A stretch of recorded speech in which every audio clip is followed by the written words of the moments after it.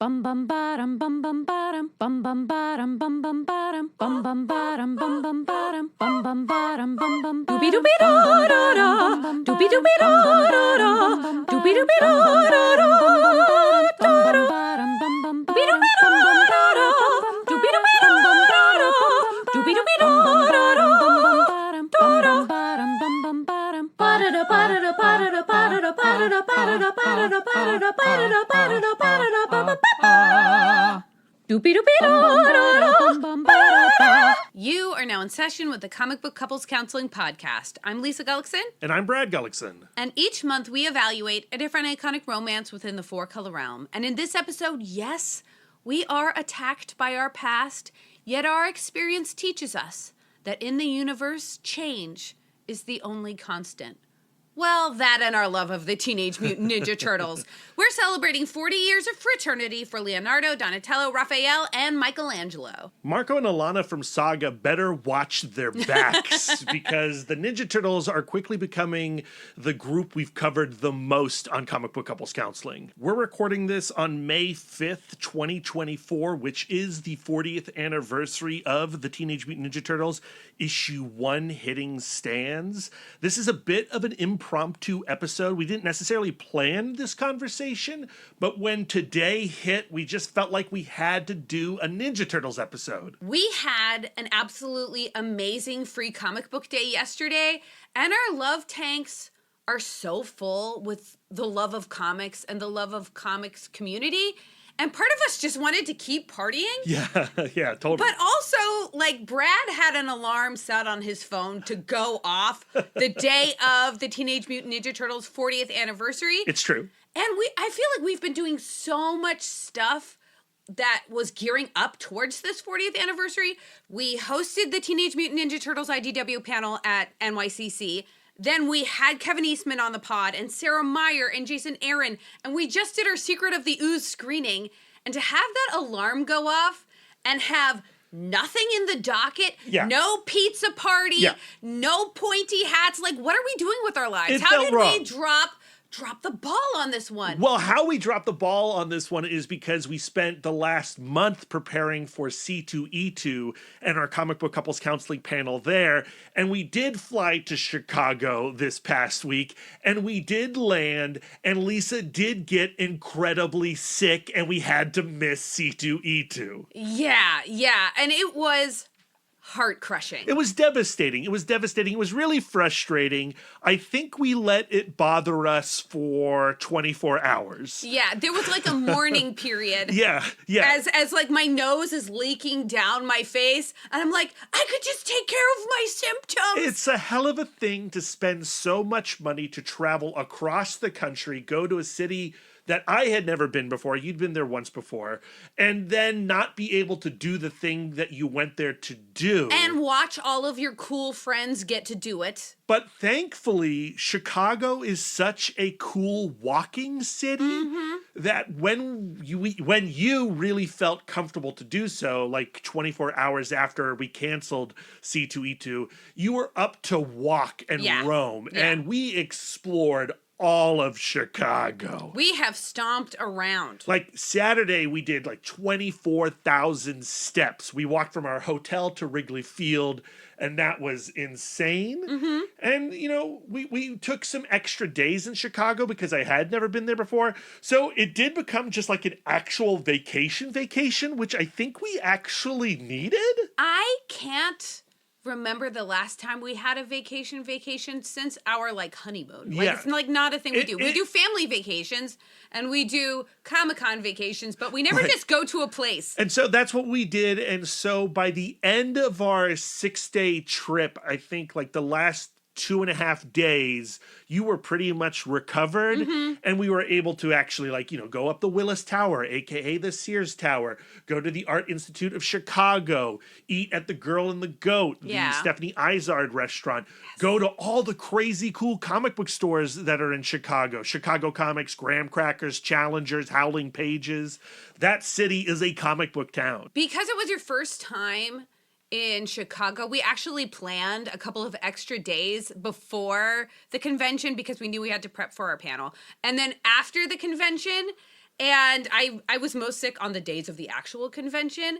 But now I want to do it the exact same way next year, taking exactly the same amount of time and actually do C2E2. We have not broken our streak of having never been to C2E2. Right, right. Well, like the way we do cons is we're not 100% sure that we can afford to do the cons until like right before the con. Yeah. So the plan is to next year do C2E2, but we'll just have to wait and see. Play it by ear. We are freelancers. And I think with this surprise vacation trip, we got out of our system a lot of the touristy things like Sears Tower. We also went to Union Station and we recreated shots from the staircase sequence in The Untouchables. If you don't mind looking like a huge dork in public, recreating scenes of some of your favorite movies, it is like the world's most hilarious, beautiful scavenger hunt. It is one of the funnest, dorkiest things Brad and I do. There were like 100 people in Union Station around us. There was a wedding party that was also trying to take photos on those untouchable steps, not aware that those were the untouchable steps. This is also the train station at the end of Man of Steel where Henry Cavill breaks Michael Shannon's neck. Yep. We didn't recreate that scene. We did not. And so we were waiting our time. We were biding our time. We were actually watching the staircase scene from The Untouchables in Union Station. For accuracy. And then, you're lying on your back, pretending to be Andy Garcia, taking a shot at the guy holding the bookkeeper hostage. And it's so, like you said, and dorky. then you go, how did they get so sick? Meanwhile, we are lying on the floor of a public train station. Right. So we did that. And I do think I was most moved by going to the Chicago Institute of Art. Oh, yeah. And seeing, Ed Hopper's Nighthawks and American Gothic. And the Sunday in the Park by Surratt. And I finally got to go to Pizzeria Due and have a proper Chicago deep dish pizza that Not Lisa my thing. did not enjoy. Yeah. But I did. Here is Chicago deep dish to me. Okay, Brad, you know pizza, right? I do. Like bread, and then cheese, and then sauce. I like all those things. What if I said you could have even more of that? It sounds great. But every element is a little bit worse. No, I disagree. That's where we're deep wrong. dish pizza to me. I like to drink my pizza, and as a result, I love deep dish pizza. The best thing about pizza, I'm admittedly not a pizza guy. I don't crave it, unlike the Teenage Mutant Ninja Turtles. I know this is a dangerous confession on this episode, Lisa. But I think they would be happy to hear that my favorite style is New York style. And because I like the squishy, spongy bread. Yeah. I like the greasy, drinkable cheese. I feel like the raised pastry, it's so hard and dry. It's a casserole. Why is it so hard and dry? It's a sponge to soak up the sauce. It doesn't soak up anything. It's like hardtack. It's like hardtack from the Civil War. I think we're just going to have to agree to disagree here, Lisa. I know people have got my back. I do wonder, in the 40 years of Teenage Mutant Ninja Turtles, have the brothers ever discussed Chicago deep dish pizza? I think they would think it was an abomination. I'm putting my guess in now. I mean, they have strong opinions about pizza. 1990 film, no anchovies. We know Mike wants no anchovies. Of course, in these early Mirage issues, they don't really bring up pizza at all. They've got a lot on their plate emotionally. So we've covered the Teenage Mutant Ninja Turtles on 6 or 7 previous episodes. We did an entire counseling session series with the brothers in which we talked about the Mirage era, the Archie Comics era, the 90 film, and the Last Ronin. We also discussed thoroughly the Return to New York storyline from the Mirage era with Jason Aaron, because he mentioned that story would serve as heavy inspiration for the upcoming ongoing series. Shredder with crustacean hands. So for this 40th anniversary conversation, because we've already discussed Teenage Mutant Ninja Turtles #1 in a Mirage episode, we didn't want to retread that. But we still wanted to stick to this critical moment of Peter Laird and Kevin Eastman coming together. And since we've also already covered Return to New York, why don't we cover the 3 issues that basically set up that storyline, which are the Leonardo Micro Series one-shot, Teenage Mutant Ninja Turtles number 10, The Fight with Shredder, and Teenage Mutant Ninja Turtles number 11, where they F off to Northampton and recover and lick their wounds after the Shredder battle. What I find interesting about focusing on these 3 issues from a counseling standpoint is if you look at these 3 issues in a bubble, they seem to be super high functioning. There is no direct conflict. There are like little annoyances and there are definitely concerns. Well, they appear to resolve their conflicts. There's some bickering. There's that classic turtle bickering. But by the end of the 11th issue, it seems like they're all good. Yeah, and they're all good and now in a family with April O'Neil. She really does get folded in to this dynamic.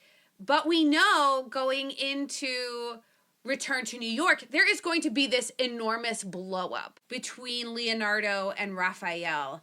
And I'm curious to see through this conversation if we can pinpoint the moment where that fuse was lit. Yes, I love that. And there are 2 other elements to these 3 issues that I find incredibly compelling. One is you do see how director Steve Barron of the 1990 movie took these 3 issues and put them as the climax of his film, changing out some characters here and there, basically like switching out Raphael and Leonardo. But in revisiting these issues and in revisiting the 1990 film recently, as well as Secret of the Ooze, I just have to like really tip my hat to everyone involved in adapting these comics into that film. Like so much of the comic spirit is still in that first film. And then there's the element of Peter Laird and Kevin Eastman behind the scenes, because at this point, we're a few years after the launch of the first issue. That was 1984. I think issue 11 is 1987. They are starting to have all this success with the license, with the brand, the toys, the cartoons, and they're starting to not work so well together. And if you pick up the Ninja Turtles Mirage Era Ultimate Collection books, there are these beautiful annotations at the end of each issue, and they talk about this conflict very frankly. And both of them agree by this point, by issue 11, even though the Turtles come together at the very end of that issue, they separate as creative partners. And they do come back together, you know, for Return to New York and City at War, but they brought on this massive Mirage stable of cartoonists, and they're basically letting them do the heavy lifting so that Peter and Kevin don't have to work together anymore. And there's a tragedy there. And thank goodness the 2 have reconciled by this point in 2024. They were just together at the Portsmouth Mini-Con celebrating the 40th anniversary. They've done some cartoonist kayfabe, flip-throughs of several Ninja Turtles issues. So they seem to be doing good now. But at this point with issue 11, they were seeing red. As we have been leading up to this 40th anniversary, and I have really been like meditating on and thinking about the Ninja Turtles and what they bring to our culture and what they bring to my life, it just breaks my heart to know that we can get all of these beautiful ideals from stories, and yet we still can't really make it work like a fairy tale in our own lives. But it's so honest, right? And relatable, because I think, you know, I look back at the conflicts that we've had over the course of our relationship, and so often when you're in the middle of that conflict, you know the right thing to say and the kind thing to say, but you can't find the way to say the kind thing because you're so heated. And clearly, Eastman and Laird know that, have their ideals, and they're putting their ideals in these issues, but just because they know the right thing to say, they can't necessarily execute it in their life. I think one of the things is when you are in a close partnership, you start to lose sight of like what you guys look like together. You know what I mean? When I am not actively engaging with the comics of the Ninja Turtles, and somebody walks up to me and goes like, what are the Ninja Turtles like? I do the thing of like, well, Raphael is the broody one, and Mikey is the silly one, and Leonardo is the leader.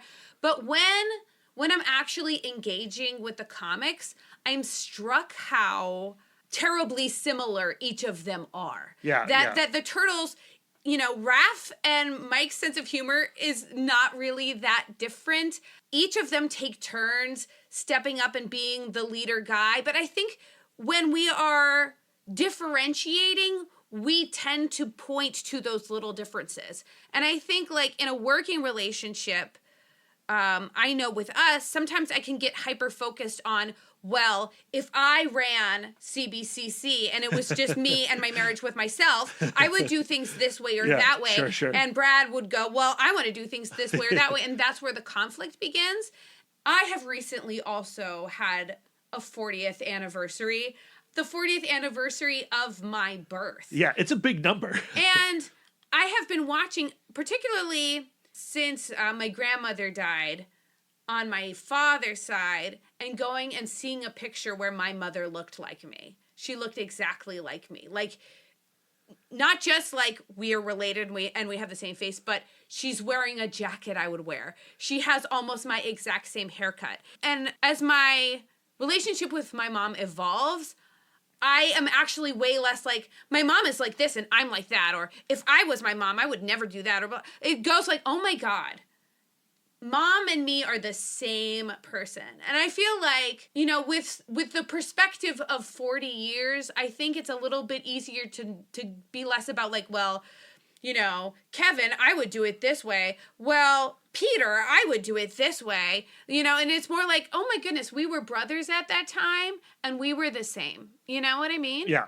And the more I reflect on our podcast these last 5 years and all the times that we've come back to Teenage Mutant Ninja Turtles, the more I've discovered that I relate to these characters. I am an only child. I am not a teenager. I am not a mutant. I am not a ninja.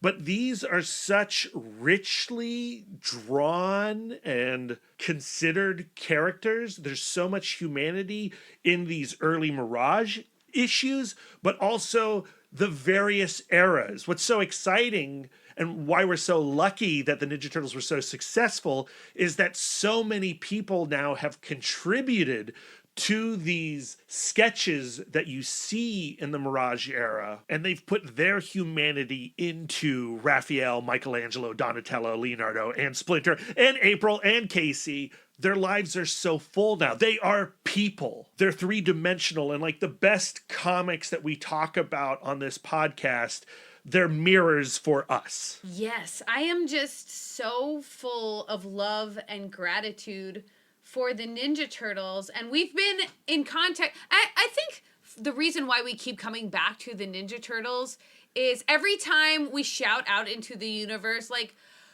we love the Ninja Turtles, aren't they the literal best? There are so many people just coming right back and saying, yes, they are. I too am a Ninja Turtle. I'm Mikey. I'm Leonardo. I'm Raph. Sometimes There's a lot of love out there. Donatello. And like, to me, it's just so exciting that 40 years later, in 2024, a date that used to sound so far in the future, by the way, like, the Ninja Turtles are as alive as they've ever been. Yeah, shout out to IDW. They're doing great things right now. Sophie Campbell and Vincenzo Federici just wrapped up their 150th issue. We're getting the relaunch with Jason Aaron and Joelle Jones and Raphael Albuquerque and Cliff Chang and Chris Burnham.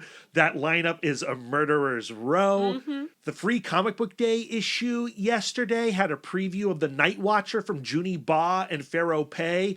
Those two together, that's something incredibly special. And both of us have also had a sneak peek at the Ninja Turtles Black, White, and Green issue that comes out this Wednesday. And this is the comic that I have been waiting years for. This anthology format truly recalls that moment when Peter and Kevin assembled this outstanding stable of cartoonists to go wild, because you have people like Dave Baker and Jesse Lonergan doing their best Richard Corbin Ninja Turtles time travel story. And it's incredible. Jesse Lonergan doing Ninja Turtles. This is what we've been waiting for. Declan Shelvey doing his, Paulina Genechow. Like, the Ninja Turtles is such an invitation for artists to do their thing. There's so many types of stories that you can tell with these characters. And in telling those stories, you're contributing a lot, expanding on them too. It's so additive. And not just story-wise, but like artistically. Yeah. Because I feel like those early Ninja Turtles, when you saw a Ninja Turtle for the first time, you go like, that looks weird. And then you get a Richard Corbin Ninja Turtle and you go like, what? And then you get the Michael Zulli Ninja Turtle and you go, what? Like, and I feel like when you just take a bunch of stylists, you give them like a crazy idea, like you begin to forget like Ninja Turtles don't actually have to look it's not about what Ninja Turtles have to look like. It's about like, what could Ninja Turtles look like? It's so imaginative and it's so like mind expanding. It gets back to the spirit of like, what a silly idea. A Ninja Turtle? I've never heard of such a thing. Yeah, so if you're listening to this episode, you got to get yourself to the comic book store this Wednesday and pick up the first issue of Black, White, and Green. It's mind-blowing. Yes. At least I feel like we're at a perfect place to drop some referrals.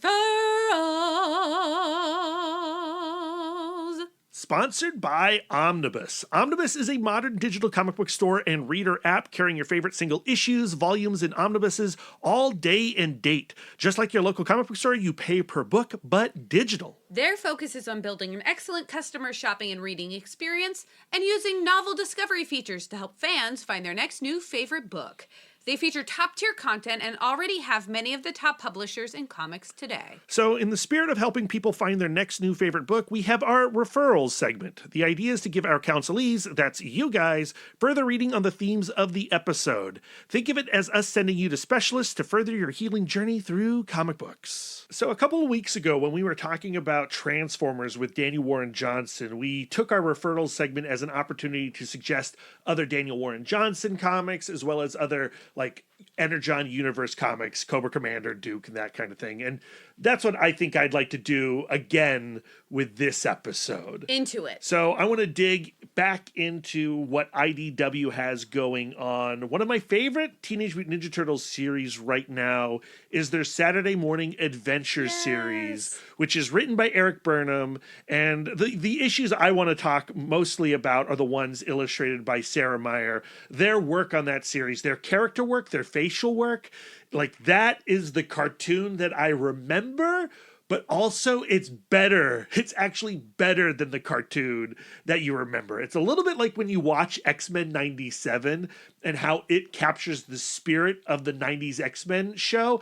But when you go back and actually look at the animation of the 90s X-Men show, it's not that awesome. Yeah, because as a child, just because it feels like those are grown-ups, like we kind of project a sophistication that now we can appreciate in the new. And so I feel like the 90s, or like I feel like the Disney Plus X-Men 97 is doing what we thought the X-Men cartoon was. And I feel like that's what Saturday Morning Adventures is doing with the Ninja Turtles, especially like what they are cooking up right now with Mr. Og and this possible Ninja Turtles verse thing. Like we still have to wait and see. The cliffhanger of the last issue saw a whole variety of Teenage Mutant Ninja Turtles appearing with the cartoon version. So you had like the 2012 Ninja Turtles, you have the Mirage Ninja Turtles there, you have the Rise of the Teenage Mutant Ninja Turtles there,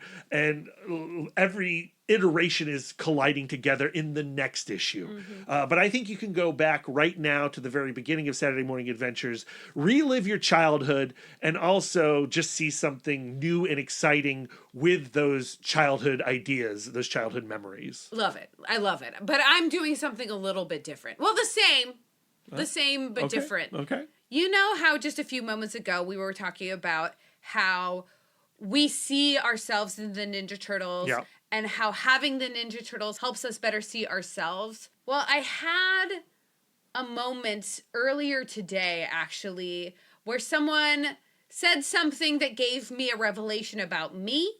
And then that revelation about me led to a revelation about Mikey. Right. Oh, okay. The revelation that you're referring to is somebody said that you are a chill person. Exactly. And you are actually not at all a chill person. You're incredibly high strung. Says your husband. I see my anxiety and my worry nature as a defining characteristic. And I always see my humor as a way for me to kind of cut through my anxiety and kind of like go like you kind of go like, I'm sorry I'm so anxious, but I'm also charming. But I mentioned to someone that I work with all of the time. And I go like, well, I'm kind of like an intense person. I'm always like super anxious. And they said like, oh, I always saw you as a chillaxed person. And I hadn't realized that they had never actually, like, this thing that I think is so obvious, that I am the most scared, like, is not something that everybody clocks all of the time. Yeah. Like, I think that they do. And I was thinking about Mikey and how everybody describes Mikey as he's the fun guy. Like, he does impersonations. He's so the party funny. dude. I think maybe actually he is anxious. But like, he is the first person to say, I am tired. He is the first person to say, I am hurt. And I think that Mikey and I are the same in the way of like, I'm afraid that I'm not going to be able to pull my weight in this situation. Like, I feel my limitations all of the time. I know what book you're going to recommend. And so for me, this really brings new insight to a book that I've had a complicated relationship with, which is The Last Ronin. Yeah. Great rec. If you haven't read it, here's like the elevator pitch. It's the future. 3 of the Ninja Turtles are dead. Shredder is still out there, and Mikey is the only person left. And he feels this burden to finally get that vengeance that his father Splinter raised him to dispatch. In reading issues 10 and 11 in the Ultimate Collections, in the annotations, they do make reference to this idea that they never fulfilled. So that's really cool to see also. Oh, yay, circle. It's a circle. And we have covered it previously on the podcast, link in the show notes. And it was a book that, ruffled some of our fandom, and we had to reckon with it. And you could hear that complicated reaction that we had to The Last Ronin in that conversation, in that episode. But I also feel like a lot of those emotions that we felt at the end of The Last Ronin are being dealt with right now in its sequel, The Last Ronin 2, which is being put together by the exact same team. And it is also up on Omnibus. IDW is just one of the many publishers available on Omnibus. Omnibus is not a streaming service. It is a comic book store, but digital. Free to enter via app or browser. You buy the issues, back issues, graphic novels, or Omnibuy you want, put them on your digital shelf, and read them at your leisure. And with that, so ends our Referrals. Now let's go ahead and bring Leonardo, Raphael, Donatello, and Michelangelo out of the waiting room and onto our couch. It's time to get into session. Man, what happened to all of our waiting room furniture? You can't lock the brothers up into a waiting room and not expect them to bust some wood. Oh, that old Vanilla Ice B-side. Bust some wood. That's right. That's a phrase, busting wood, right? Yeah. I don't know if it's appropriate for this show. So first up, we are looking at the Leonardo Micro Series issue, which was published in December of 1986 by Mirage. It's written by Kevin Eastman and Peter Laird, penciled by Eastman and Laird, but it has many inkers. Eastman and Laird, Steve Bissette, Michael Dooney, Ryan Brown, and it is lettered by Steve Levine. Catch me on the right day, and I might actually tell you that this issue is my favorite Teenage Mutant Ninja Turtles issue. It is predominantly a fight comic. For the entire thing, we are experiencing Leonardo get jumped by the Foot Clan and him fighting back, righteously, but ultimately succumbing to their blows. But at the bottom of every page is another story that's happening. We're watching the Turtles prepare for Christmas. Raphael and April are bringing the tree in. Michelangelo is cooking up a delicious dinner. Donatello is setting up the lights. And they're just going like, what's taking Leo so long? And they're like bemoaning the fact that the leader isn't here. Meanwhile, we see him getting stomped. And I know, Lisa, you're not really an action person. Like when we go see the John Wick movies, when the guns come out and the fists start punching, you tend to nod off. What was your experience reading this book? You set this book up for me like, you're not going to like this issue.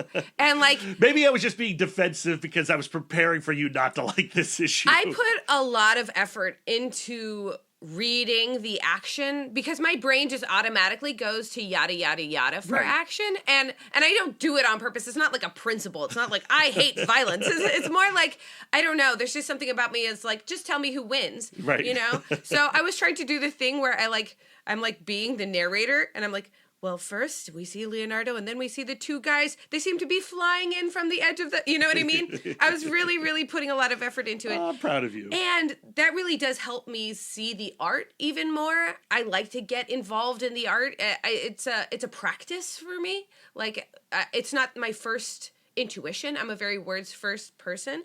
I did get lost in a couple of places, not the art's fault, just my fault. But I do think it's interesting. Like, what I enjoy the most about this issue is how everybody talks about Leonardo when he's not there. Mm-hmm. And also, how does the group function when the leader is out? And I do think it brings out different parts of Mikey in particular that we don't usually see when all four are together. Yeah, Michelangelo in this issue is getting pretty agitated with his brothers. Not just Leo being missing, but Raphael and Donatello not helping with the meal. Yeah. And I think what we see in the following two issues, in issues 10 and 11, is as a result of how they are behaving when Leonardo is not here, it becomes guilt when they realize what has actually happened to Leonardo, because Leonardo is ultimately, at the end of this issue, practically at death's door. This issue ends with Shredder being back, which is also this truly destabilizing thing for them, considering that just a few issues ago, Splinter said that their entire reason for being was to get vengeance for his master, and this Christmas is kind of like and everything is so much better now because this weight is off of our shells. In the next two issues, we see a lot of emotions being processed. Yeah, it's fun, again, to go to the annotations in the Ultimate Collections and see Eastman and Laird talk about bringing Shredder back, because they really did not want to do that. Like, they didn't want it to be like Green Goblin has to come back every 6 issues. They wanted to kill the Shredder in the first issue, be done with it, move on to other kinds of stories. And they really wanted to get the Turtles out of New York. They only put the Turtles in New York because they thought that's where all superhero stories take place, but they never really related to New York. So they were writing these Ninja Turtle New York stories, having only gone to New York City a couple of times. They're like, really, we need to bring the Turtles to our turf. We need to get them to Northampton. And the only idea that they could come up with to get them out of the city was to resurrect the Shredder. And in resurrecting the Shredder, they elevate the Shredder to arch nemesis status. And that plays into one of my primary concerns for the psychology of these four brothers, because a lack of autonomy, a lack of being able to make your own life's choices, feeling like you don't have any power over your direction in life is a huge contributor to things like depression, anxiety, listlessness. And I feel like we look at Splinter as this great father, and in so many ways he is. But I think in raising them with this hyper focus on this vengeance idea, he creates a lot of pressure for his four sons. Yeah. And then now, with Shredder being this arch nemesis who just keeps popping back and back and back, it really never gives the four brothers an opportunity to say, like, what do I actually want for myself? Yeah, you can see why in the 1990 film, when they were adapting these issues, they took Splinter out of the situation. Splinter gets kidnapped by the Foot Clan, and when they're in Northampton on the farm, it's just the brothers. Like, I do feel like the brothers might need some time away from Splinter, even though Splinter gives them so much love and understanding and is there to educate and shape their philosophy and their principles. And speaking about principles, let's go to that title page where we see the Foot Clan initially jump Leonardo, and we get the title of what goes around comes around. What do you think that title means in this context? I don't know how deeply Eastman and Laird thought about this title. Like, to me, it's just like, oh, well, you know, if you beat the crap out of Shredder and presume that he's dead, he's going to come back and do the same thing to you. I think it's literally like that much. But I do think that treating what goes around comes around as a life philosophy can be really paralyzing. Ooh, say more. The brothers were raised with this idea of justified violence. Like, violence on its own is a bad thing. And putting violence into the world can be very toxic and terrible. We do not want to see or experience violence. And I think it must be a heavy burden to have to justify every act of violence that you commit. So I do think that it can lead to this superstition of, I am pouring all of this negativity and darkness into the world, and I'm hurting a lot of people. And so the universe owes me a certain amount of pain that is going to come when I don't expect or want it. That's interesting. You know, like, because my takeaway is similar, but I guess I didn't really necessarily have the negative side of that idea. You know, like what goes around comes around, that karma thing. You know, if you project negativity, if you project violence in your life, it will come back to you. So why don't you just go ahead and project positivity so that you receive positivity?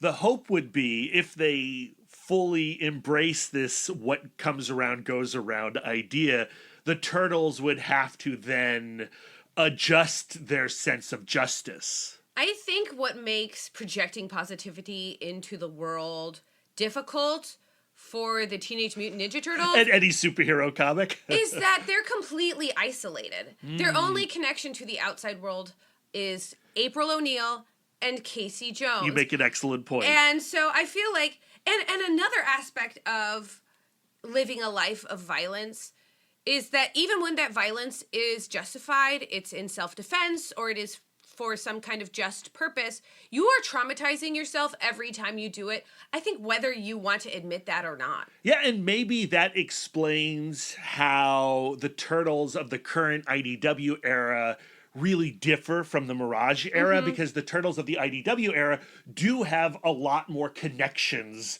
to humanity or, you know, a sentient life. Where, yeah, I mean, these brothers at this point, I mean, they've got their dad, they've got April now, they've got Casey now, but that's it. They need more connection. I'd like to zoom in on Michelangelo's behavior in particular in this issue, because everybody else, while Leo is out, seems to be in great spirits. They have the expectation that Leonardo is absolutely fine and everything is going swimmingly. But Michelangelo is getting really agitated that Leonardo is not there, as he previously promised, to help him make this dinner. I feel like this situation underscores an underlying resentment that Michelangelo has for his function in this family unit, in this team. I feel like he feels that when Leonardo has a plan or Raph has a plan, everybody comes together to support those ends. But the second he puts his desires center stage, I want to be the person who makes Christmas dinner, everybody else seems to have something better to do. And it's not fair that Leonardo does have something better to do, getting his butt whooped. You know? Right. And so this issue and the next two issues don't really have a moment for Michelangelo to reconcile with those feelings. I think in relationships, we've all had that thing where we have this like narrative in our head of like, man, they always do this to me. They're never thinking about me. They're never thinking about my feelings. And the one time you decide to like really point it out, it's the situation where like, well, they didn't really have the emotional space. Yeah, and then you come off looking like the selfish real jerk. bad person. And so at least Michelangelo doesn't really express it to Leonardo at this moment. So he spared that. But I think it makes him unsafe to point it out in other situations. Yeah. Where I think that I think that Michelangelo is justified in saying, like, hey, you promised to help me. I help you all of the time. And I think this goes back to one of the points I brought up in our introduction. Michelangelo is not necessarily going to say, like, it hurts my feelings when I have to put my plans aside to support you. But I think it's the kind of thing where he might think that everybody knows that it hurts his feelings, but he never says it. Right, You know what I mean? Yeah, yeah. And we've talked about that in previous counseling session episodes where you really do have to communicate, Right. especially when you're getting a flare up, right? Yeah, you when can't you're presume. starting to get mad, that's when you need to communicate. Don't wait for, level 10. Because you can't presume that someone is seeing your feelings, no matter how obvious you feel like they are. Yeah, yeah. But I also think like one of the great appeals of the Teenage Mutant Ninja Turtles is how they rally around each other when real trouble lands on their doorstep. And we see that in issue 10, which was published in April of 1987, several months after the Leonardo issue. Again, it's written by Eastman and Laird, penciled by Eastman and Laird. This issue doesn't have as many inkers or toners on it. It's Eastman and Laird and Michael Dooney, and the letterer is Steve Levine. And I guess I want to say one more thing about the Leonardo issue before we move on, but I do think one of the reasons why that comic is so incredible and stands out amongst the others is because of all the people that they had inking and toning on that book, the intensity in which those people were able to give those panels, especially the cityscapes, but also Steve Bissette, that one panel where Leonardo is coming out of the mud and he's got the chains wrapped around his wrists. Bissette is the one who did the duo wash on that, and man, that panel pops. It's incredible. One of my all-time favorite Teenage Mutant Ninja Turtles images. So yeah. The Leonardo book's special for a lot of reasons, and I think that's one of them. That being said, I think the art in issue 10 is also super killer. Issue 10 is one that just gets lifted and put directly into the 1990 film. In this issue, April loses her junk shop and apartment to this enormous fight that the Ninja Turtles have. It's another fight issue. Yes. It has more dialogue and there's a little more character work than the Leonardo issue. But again, like the entire page count is filled with, brawls. I think one major difference, though, from this issue and the film is that April literally loses everything. Yeah. Because she is not a reporter in this issue. Like, she's not a reporter in this story. She worked for Baxter Stockman. She lost that job because of the Ninja Turtles. She had this junk store and apartment that I presume her family owned. It's now gone. Yeah. And this was also her opportunity to leave the Ninja Turtles. Like, hey, guys, I've done everything that I can. I've literally given you everything that I can. Yeah. It's time to go our separate ways. And she chooses to double down and really become a member of the family. Yeah, from this issue on, she's all in with the Turtles. Or maybe it's really from issue 11, but like the beginning of going all in happens here. But I think in this issue, April does say things that are like tantamount to vows to the Ninja Turtles. First, she does take direction from Splinter when he tells her to don't think. But then later, we have this really beautiful scene between Leonardo and April where Leonardo, through his pain and suffering, says, like, this is our fate. Get yourself out of this mess. Yeah. He gives her permission to flee. And she says, no, you're my family. I'm not leaving you. To me, that is her saying, I'm in this till the bitter end.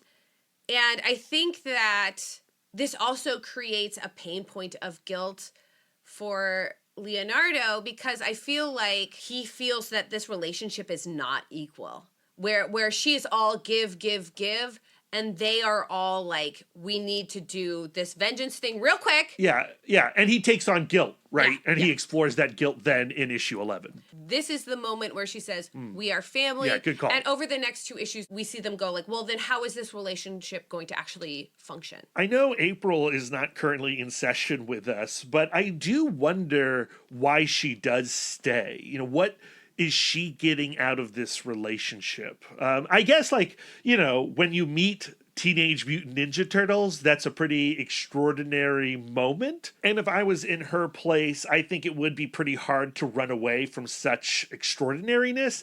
But also, by sticking by their side, it is one of those transformative decisions where she has really no idea what's coming as a result of that bond that she is forming with them. And I think upon meeting them, she knew exactly how she could help them.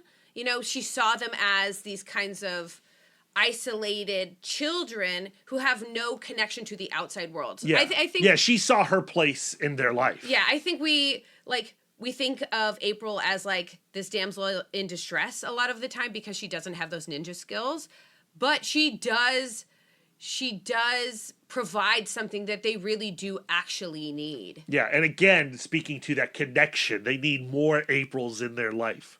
I think another point of connection for them is Casey Jones, who does come in this issue to the rescue. And for me, I feel like Casey Jones represents who they could be if they actually killed Shredder and went to a life of just being superheroes or being vigilantes. And that's the function that Casey Jones originally had in the Raphael microseries issue. He was there to represent Raphael's violence and anger at its most extreme. And then Raphael was just like, yeah, you know what? I like the cut of your jib. Yeah, and I do think that Casey Jones gets sucked into this whole Shredder Foot Clan thing. Yeah. I'm going to step out of counseling session for 1 second. Again, Okay, I know sure. you hate that. But let's one more time look at the annotations of the Ultimate Collection. And that page of Casey Jones, that splash when he appears, that page is so significant to the rift between Peter Laird and Kevin Eastman at this point, because Peter Laird remembers Kevin Eastman inking that page first, and Peter did not like Casey's face, so he redrew the face, re-inked the face, pasted it on top, sent it back to Kevin, and then Kevin saw that, and then Kevin did his version of that face, and then Peter saw that, and then Peter did another version of that face, and they never talked about it. Like, their communication was just not there at this point in their relationship, and they were just sort of passively kind of attacking each other through the inks. And so when I look at this Goongala page of Casey Jones jumping to the rescue, it's such an epic moment. But it's an epic moment for another reason, too. It's pretty bittersweet. Talking about bittersweet, there is one Raph moment that I just want to point out. It's when they're trying to move the injured Leo out of the room as the Foot Clan are bursting into the living room through the window. They leave Raph to take care of all of these dudes. Yeah, and he does a great job. And he does an amazing job. And he really thinks that, you know, that in his mind, this is the area in which he shines. Yeah. He's an expert at kicking ass. When he has effectively cleared the room and he has all of these Foot Clan members at his feet, he does an impression of his father to himself and says, "You have done well, Weed Hopper." Yeah. A reference to Kung Fu. Right. That is a little dated. Problematic a lot of dated television show starring David Carradine. But to me, this shows how thirsty Raph is for those words of affirmation from his dad, for this recognition of, like, to leave Raph to do the thing that he does best is the right thing to do and deserves recognition. Yeah, and the way that those three panels, that impression plays out in the middle of the page in those three panels, it is a sorrowful, bittersweet, isolated moment. Yeah, he's cheesing to himself. He's really, really grinning.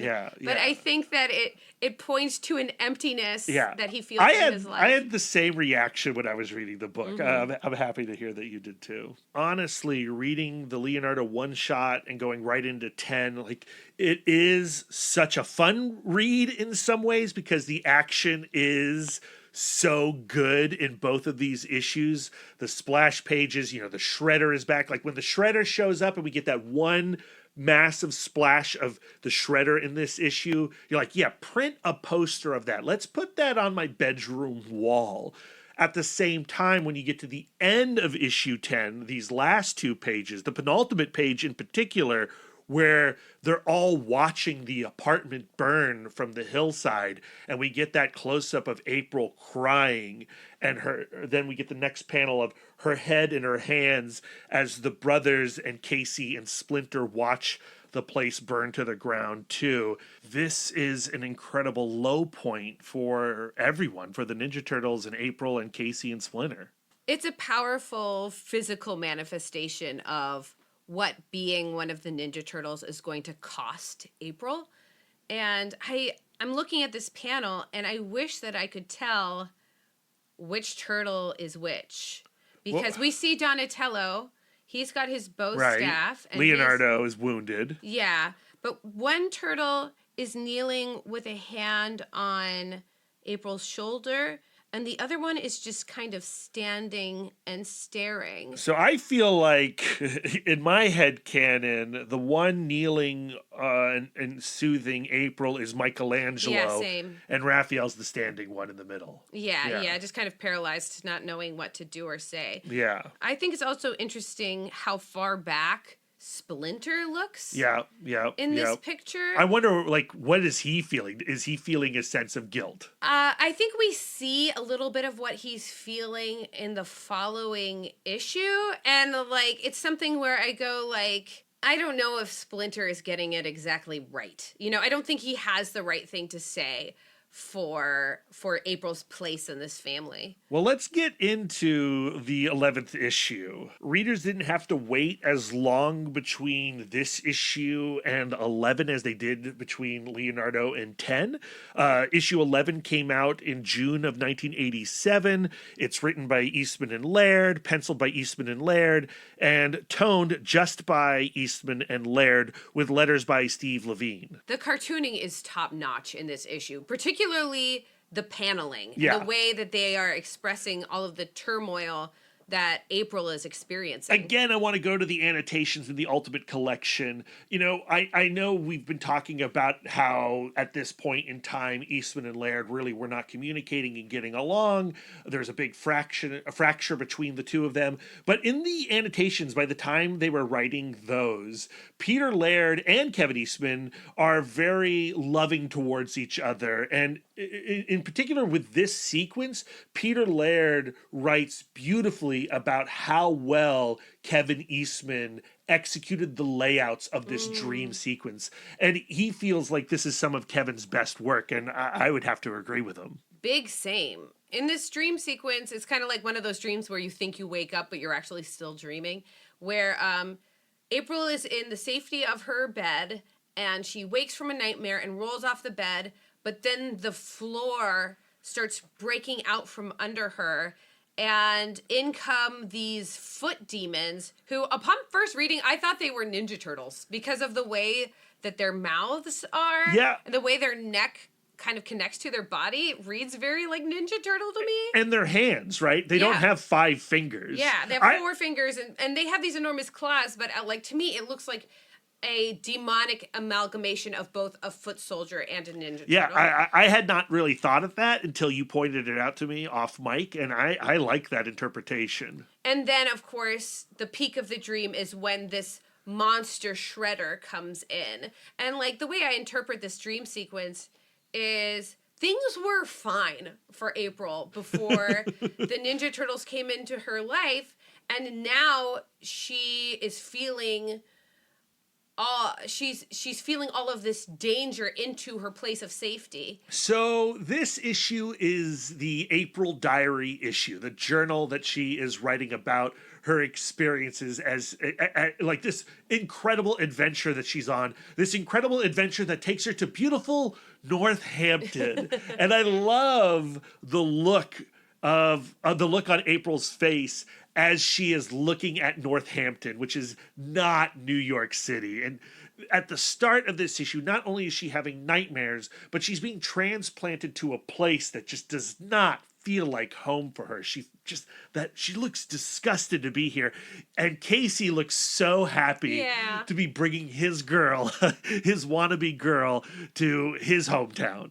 She does say that she is traumatized and kind of slightly dissociating a little bit from her emotions. Like she is so dead inside, so emotionally exhausted that she can't even like be polite and go like, "Oh, this looks nice." She does point out that the house from a distance is somewhat She's picturesque. trying. Yeah. You know, she's putting her best foot forward. I think she has been in Splinter's do don't think mode for so long. Both she and each of the Ninja Turtles are kind of like severed from their emotions. And I feel like April in particular is trying to get back to that emotions place with the brothers.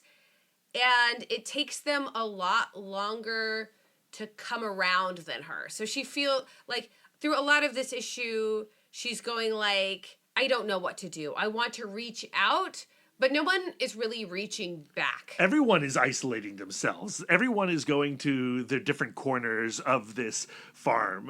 You know, the word obsession gets thrown around a lot by Yeah. April in her journal. Leo is obsessed with the forest, you know, trying to hunt and kill a deer, failing to hunt and kill a deer. Donatello is obsessed with tinkering, fixing up the farm.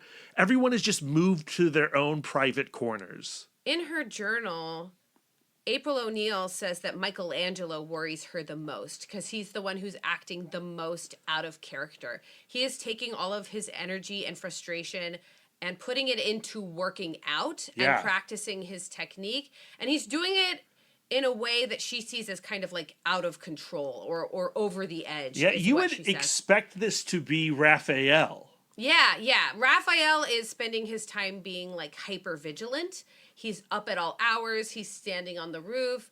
But like, I think that Raphael looks back on the fight with the Foot Clan and him being able to watch his brothers back while they're getting Leonardo out and he's like chopping up all of these foot soldiers as this place of triumph. Like, I did it. I was the one who kept my brothers safe. Right. And I'm just going to lean into that. That feels Yeah. really good. So, like, being in Northampton, like, it's removing him from what he can do. The good, what makes him Raphael. I think that he doesn't have any idea of how long they're going to stay in Northampton. And I think the longer that they stay, the more resentful he feels that they're there. Yeah. Because he's like, hey, I laid out a dozen foot soldiers by myself. Yeah. You know what I mean? Yeah. So like, to me, I think he's excited to get back into the fray, where I feel like this is where we see Mikey processing the guilt of like, I was just worried about this dinner, and in all of that time, Leonardo was being destroyed. I need to be more like my brothers. I need to care more about the fighting side of things. And so I think this is where we see like, hey, what is my role in this family anyway? Yeah, and ultimately, Raphael will get his wish in Return to New York, which we talked about with Jason Aaron. Raphael, you know, explodes and ditches his brothers to go back to New York. In her journal, April says that like she sees the brothers each going to their own little corner of the farm and like isolating themselves really is the wrong way to go about this. She says that like the cure hangs clearly in front of our faces, but who will be the first to reach out? We need each other. Our strength comes from us coming together as a team. And then April has her falling through the ice moment. Right, yeah. And then Leonardo comes to the rescue. Yeah, and I think that does a lot for where she is in the beginning of this issue with the dream of like, while all of the brothers are hyper-focused on working on their own demons, who's going to be there to protect me from danger? So she gets a lot of peace from like, hey, I was in danger and immediately they were coming to my rescue. Yeah, they'll always have my back, and that's a great thing. And her bond solidifies even further in that moment. But for the boys, they look at the falling through the ice moment as like, we are really ruining Yeah. April's life. Like, ever since we came into this relationship with her, things have been going wrong for her, and we don't have the means to repay her. it's in this moment when Splinter finally steps in and says, like, we've been drifting apart for far too long. April needs to rest and recover, so let's go and do some training together. Splinter seems to have given them distance on purpose. You know, he says, this winter has seen the diffusion of your energies. With the spring, you must rebuild your group's spirit. And I feel like, you know, he's the type of dad who's like, I'm going to let you do your thing bad so that you understand that it's bad, and then I'll show you the good way, and then you'll embrace it because you really experienced the bad. I really do see giving space as a double-edged sword. Yeah. I do think that in a family unit, you do have to kind of separate and process your own feelings. And you have to allow people to fail on their own. Yeah, but I think the tick that Splinter is missing is that they never talk about what the space did for each individual brother. He never asks, hey, we've given you space. Here's the situation. What conclusions have you come to? Yeah. So there isn't that next part of the conversation. Yeah, like we don't have access to that. Like, it's like we've all had our feelings. Yeah. Now let's go back to ignoring them and doing some training exercises. Right. Do you know what I find interesting, though? What? April has this really insightful journal entry about what she's been through since coming up from the ice and realizing what was actually important to her. And she says that losing all of her possessions in the fire initially made her feel like she had lost everything. But the truth is, as long as you have your life and as long as you have your friends, your story, your memories are not the sum total of you. That you're moving forward and having a life is the thing that is important. And she ends the journal entry by saying, life is good and life goes on. And then we turn the page and we see this around the fire conversation between Splinter and the boys. And he says, like, we always feel our past interfering with our present. And the truth of the matter is things are constantly changing. We are not our past. And we feel we have cost April so much by having her lose all of her possessions. But I have this feeling that April feels like she's getting just as much out of our relationship with us. Yeah. He presumes a lot. Yeah, that she's getting a lot from the relationship with us. And guess what? I come to this conclusion. Life is good and life goes on. Yeah. And I think that this can be read and probably should be read as this kind of like convalescence of like, April is going through this emotional experience and coming to this conclusion.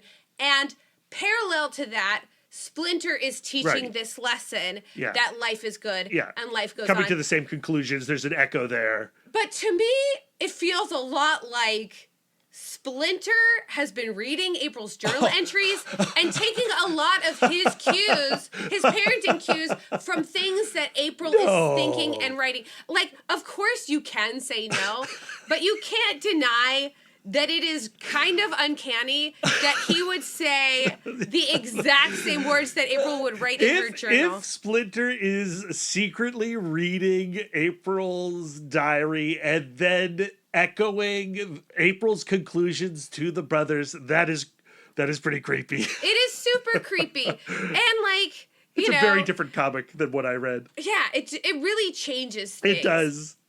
But I do think that like Splinter is a little lost sometimes when it comes to being a dad, and he has no other research. Yeah, and I feel like there is a little bit of electricity or danger to Splinter's parenting, you know, in creating his Ninja Turtle children.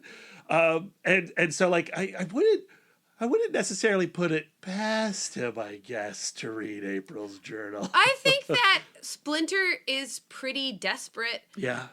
To not lose his boys. I need to reread this issue as if I'm Splinter reading April's journal. Yeah. He's like, man, this lady, not only is she hot, like she's pretty insightful, insightful. So the way that this issue ends is with kind of a parallel scene to the beginning nightmare where she is in bed, someone knocks at the door, and she wakes with a start, but this time it's the Ninja Turtles bringing her breakfast in bed and flowers and going like, see, the Ninja Turtles are actually bringing a lot of joy and love and satisfaction. But they're putting the work April's in, life. right? Like the brothers are realizing, like, look, we have caused a lot of pain in April's life, and we need to make sure that we're bringing a lot of good to her life as well. And we can start by making her bed and breakfast. And this issue ends on such a beautiful, happy, uplifting moment. And it feels like, hey, they've got it all figured out, right? It's like it is a quintessential happy ending. Of course, it's only issue 11, and we know Return to New York is coming, and this is really just a stopgap. I wish for the Ninja Turtles that they took the message of April deserving their loving attention and gratitude and applied that to their relationships with each other. Because when you choose someone to be in your family, their presence there feels like a gift. April chose them, and because she chose them, they owe it to her to give her a good relationship. Where I feel like with siblings sometimes, we just feel that person has always been there. Yeah, and we have unconditional love, right? Yeah, we have unconditional love, but we have kind of an unconditional relationship where it's just like whether I'm loving you or back or not, you're gonna be there. You're stuck with me. Yeah. It's much more you're stuck with me than it is like your being in my life is this tremendous blessing. Yeah. And so it would be nice if the brothers at some point learned to treat each other the way that they're currently treating April in this page. I think it would have made the beginning of Return to New York very different. Yeah, definitely. Upon first consideration, we can look at this final scene of all of the brothers coming together to support April to the beginning of Return to New York as this like tremendous backslide in their relationship. But like the closer I look at this time in Northampton, the more I see it as like they all went to their own individual corners. They all came to their own individual conclusions. And then once they came together, they did not discuss those conclusions, and they each go about their own plans in kind of an insensitive, boneheaded way, which goes back to like my thing of like brooding can be productive, but you cannot close the circle of relationship strife on your own. Yes. You can't put an exclamation point on the end of the brooding by going like, and I figured it all out and we'll never talk about it again. And longtime Comic Book Couples Counseling listeners know that Lisa is now speaking directly to Brad the Brooder. Right. I hear you.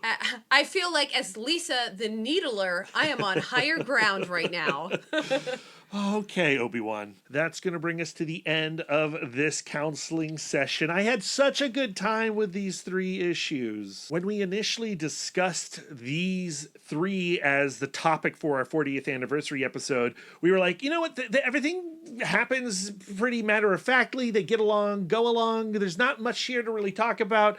And here we are over an hour into this episode, and I think we found a lot to discuss with these 3 issues. Man, I just love the Mirage era, and I love the Ninja Turtles. For this 40th anniversary special, I chose to not find a relationship expert to apply to the Ninja Turtles this time around because I really wanted to focus on how much we actually do get from just reading the comics and how just reading the comics, when you think of them from an how can I apply this to my life way, you still come away with so many life lessons. And I think like a lot of the stuff that we are taking from these issues is inherent in the issue and intentional from the point of view of Eastman and Laird.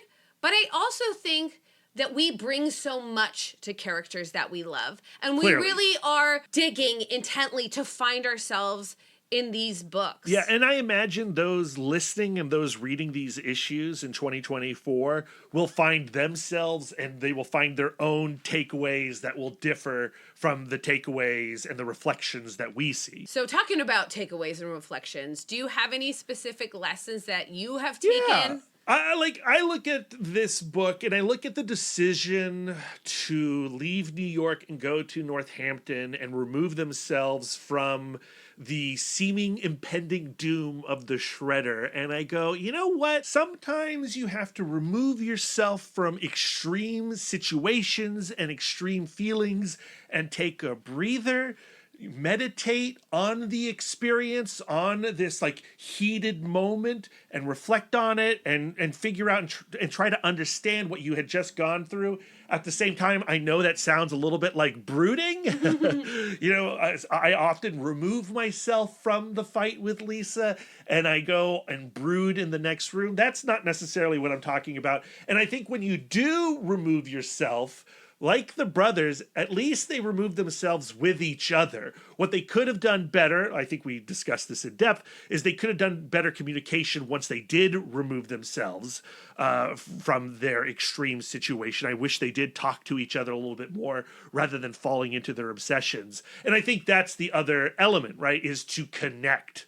You know, remove yourself from the extreme moment and then connect with others and process it with others, those people in your relationship circle. I think there's just a fine line between, like, okay, I'm going to step aside, I'm going to pull myself out of the situation and heal, and I'm going to step out of the situation and avoid and hope that it just kind of resolves itself. Yeah. And the Turtles right now are, like, the healing hasn't fully happened. I think they're on a path, but they're not quite there yet. I think specifically about Raphael, and Raphael ultimately deciding to go you know what? I'm going to go to New York by myself and take care of it by myself, because I think that he feels that they are avoiding really going back and fighting Shredder. And so he feels like he has to take matters into his own hands. Which he ultimately does. But I think he's also avoiding the fact that a complex crisis always has strata. There is the most urgent feeling thing of Shredder is just out there doing evil, being Shredder and not getting vengeance thrown upon him. But also we need to heal our relationship so that we can effectively fight Shredder together, because that this is a family problem and all of the layers underneath that are a little bit more that he can't take care of on his own. Yeah, I get that. But were there other things that you took away from these 3 issues? Yeah, something sticks out to me that you actually said early in our session, and that is that the Turtles are at their best when they are in crisis. And to me, I feel like because they are at their best and they feel most together when there's a crisis, there has to be a crisis for them to be together. Yeah, it's a dangerous cycle to be trapped in. Especially for Raph, who needs those words of affirmation, who needs to feel like maybe he has acts of service as well a little bit, where he has to feel like, look, I'm helping. Look, I'm so good at fighting. I feel like this second Christmas with April was an opportunity for them to celebrate their togetherness in a different way. And Shredder popping back kind of stunted their growth in that area, at least for a time. Right. Another thing I've been thinking a lot about is the boys' relationship with their father, with Splinter. Because I do have a lot of sympathy for Splinter in that kids can sometimes take for granted that they are also carrying the hopes and dreams of their parents. I think that I specifically take that for granted, and I think I could do a little bit better throwing my parents a bone every once in a while. Going hey, my life may not have turned out exactly as you expected, but I am still fulfilling your hopes and dreams in these other ways, And I feel like that pressure of fulfilling the hopes and dreams of your parents is something that children of immigrants don't have the room to take for granted, because the stakes of getting into this country in the first place are so high. We were just watching Tournament of Champions, and we were watching Mei Lin, who is this tremendously accomplished chef who won her season of Top Chef, spoilers, does extremely well in Tournament of Champions. She wins that season. Also spoilers, I am so sorry. But she still has that narrative in the back of her mind of her parents not wanting her to work in a kitchen because they immigrated to the United States and worked in a kitchen to give their daughter a better life. Splinter specifically stating that their purpose in life is to accomplish one thing or be one thing makes the stakes really high for these brothers. Because if they don't do that thing, they are failures and disappointment in their father's eyes, which is a theme we see play out all the way through The Last Ronin. And I think that if the brothers had the time and emotional space to go like, okay, he did say we had to do one thing, but he also had a million other things that he imparted to us.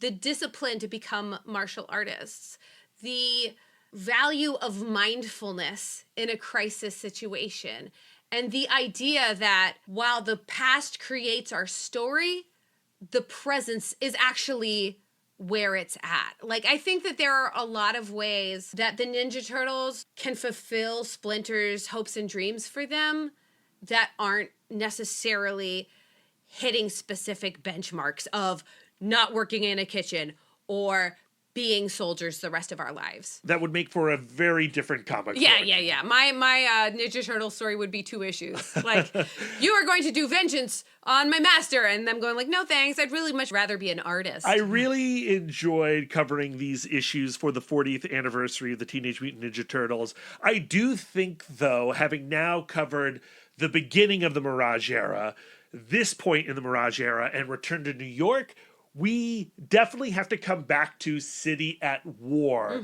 and the conclusion of the first volume of the Mirage era Ninja Turtle comics. So we end this 40th anniversary celebration with a promise to cover more Ninja Turtles, which was obviously going to happen anyway. With the relaunch of the new ongoing series, we have plans to get Jason Aaron back on the show to talk more in depth once all those issues are out, or once we have like the first arc of issues.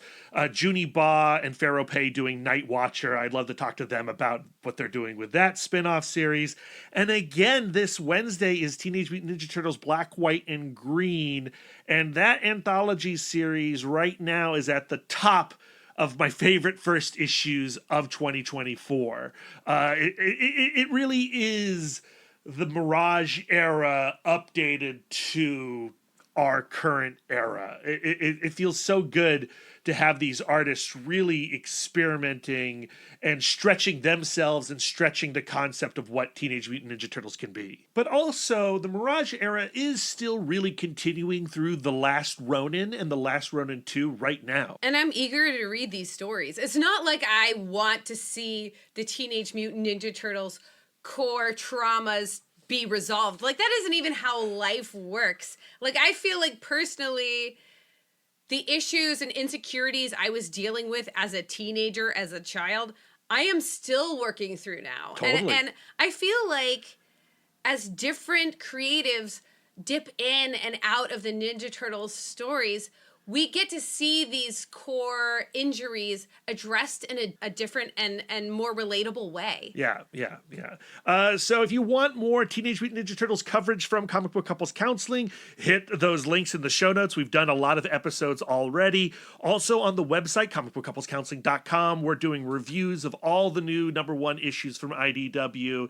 We've got interviews coming. We've got bonus episodes coming. It's a great time to be a Teenage Mutant Ninja Turtles fan and a follower of Comic Book Couples Counseling. Next episode, we have Kyle Starks coming back to talk Karate Prom. That comic is so good. I love when Kyle does the illustrations. Me too. Then after that, we have another spoilerific ultimate episode. This time we're talking to Patrick Horvath about Beneath the Trees Where Nobody Sees. And I'm telling you, you are going to want to read these issues before listening to this episode because, one, it's a mystery. and we want you to experience the mystery. But also, Patrick Horvath is the literal best. Yeah. This was the episode that we wanted to do from the moment we read the first issue. We were also invited by Fanbase Press to partake in their comics journalism panel on their YouTube page. A link in the show notes for that as well. And our next Comic Book Couples Counseling Film Club screening is happening at the Alamo Drafthouse in Winchester, Virginia on May 19th.